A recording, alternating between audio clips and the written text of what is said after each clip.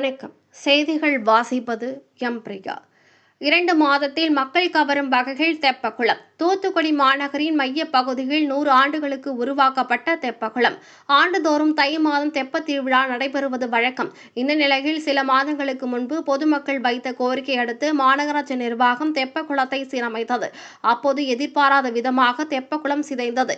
இந்த நிலையில் நவீன வசதிகளுடன் பொதுமக்கள் கண்டு கழிக்கும் வகையில் நவீன முறையில் பழமை மாறாமல் தெப்பக்குளம் சீரமைக்கப்படும் என்று மாநகராட்சி மேயர் ஜெகன் பொதுமக்களுக்கு தெரிவித்தார். இதனை அடுத்து 50 லட்சத்திற்கும் மேல் மாநகராட்சி நிதி ஒதுக்கீடு செய்து நவீன வசதிகளுடன் மக்களை கவரும் வகையில் தெப்பக்குளம் உருவாக்கப்பட்டு வருகிறது.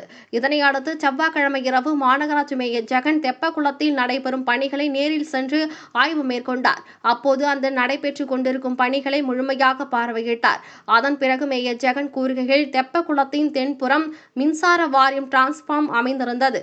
2 மின் கம்பங்களும் இருந்தது. இது பொதுமக்களுக்கு மிகவும் இடையூறாகவும் தெப்பத் திருவிழாவின் போது பொதுமக்கள் பார்ப்பதற்கு இடையூறாகவும் இருந்தது. மாநகராட்சி நிர்வாகம் பல்வேறு நடவடிக்கைகள் மேற்கொண்டதின் பெயரில் தெப்பக்குளத்தின் தென்புறம் இருந்த டிரான்ஸ்பார்ம் 2 மின் கம்பங்கள் மாற்றம் செய்யப்பட்டுள்ளது. அதுபோல தெப்பக்குளம் பழமை மாறாமல் நவீன முறையில் புதுப்பிக்கப்பட்டு வருகிறது. செயற்கை மூலம் இயற்கையாகவே உருவாக்கப்பட்டது போல நீர்வீழ்ச்சி அமைக்கப்பட உள்ளது. இரவை பகலாக்கும் வகையில் மின் விளக்குகள் அமைக்கப்பட உள்ளது. பொதுமக்கள் அமரும் வகையில் நவீன இயற்கை வசதிகள் உருவாக்கப்பட உள்ளது. சிறுவர் சிறுமி பொழுதுபோக்கு வகையில் சிறிய வகை ஊஞ்சல்கள், சறுகுகள் அமைக்கப்பட உள்ளது. தெப்பத் திருவிழாவில் மட்டும் பொதுமக்கள் கண்டு களிக்கும் வகையும் இல்லாமல் வருடம் 365 நாளும் தெப்பத்தை வந்து பொதுமக்கள் பார்வையிடும் வகையில் நவீன வசதிகளுடன் தெப்பக்குளம் சீரமைக்கப்பட்டு வருகிறது. 2 மாதங்களில் பணிகள் முடிந்து மக்களின் பயன்பாட்டிற்கு தெப்பக்குளம் வந்துவிடும் என்று மேயர் ஜெகன் கூறினார். தெப்பக்குளம் சீரமைப்பு பணிகள் நடைபெறுவதை இரவு நேரத்தில் திடீரென்று மாநகராட்சி மேயர் ஜெகன் சென்று ஆய்வு மேற்கொண்டார். இந்த நிகழ்ச்சியில் முன்னாள் மாமன்ற உறுப்பினரும் திமுக வட்ட செயலாளர் ரவீந்திரன், திமுக பகுதி செயலாளர், மாநகராட்சி சுகாதார குழு தலைவருமான சுரேஷ்குமார், பொதுக்குழு உறுப்பினர் கோட்டுராஜா, போல்பேட்டை பகுதி திமுக நிர்வாகி ஜோஸ்பர் மற்றும் திமுகவினர், மாநகராட்சி அதிகாரிகள் கலந்து கொண்டனர்.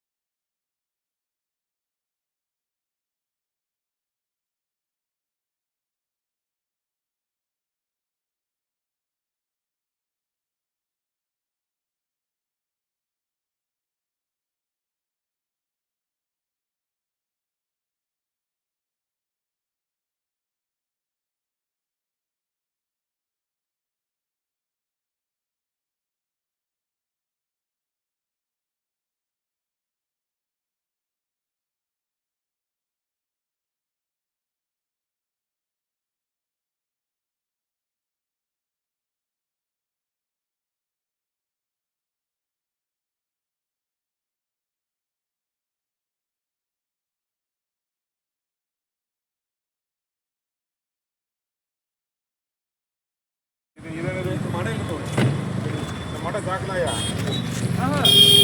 ஓரமான மடை இருக்கு. மட்டங்களுக்கு ஓரமான மடையா அது சாக்கடை ஆயிருக்கும். இது வந்து மட்டை சாக்கடை வருதா இருக்கும். கிடைக்க முடியாதா?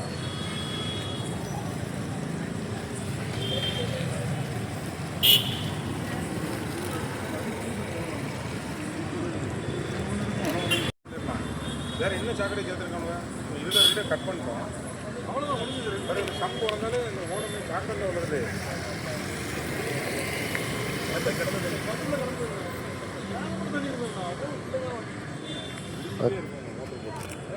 பச்சை எல்லாம் அடிச்சாலே பார்த்தாலே சாக்கடை இருக்கிற மாதிரி எல்லாம் கேட்குது. உங்களுக்கு நம்பிக்கை இல்லையா?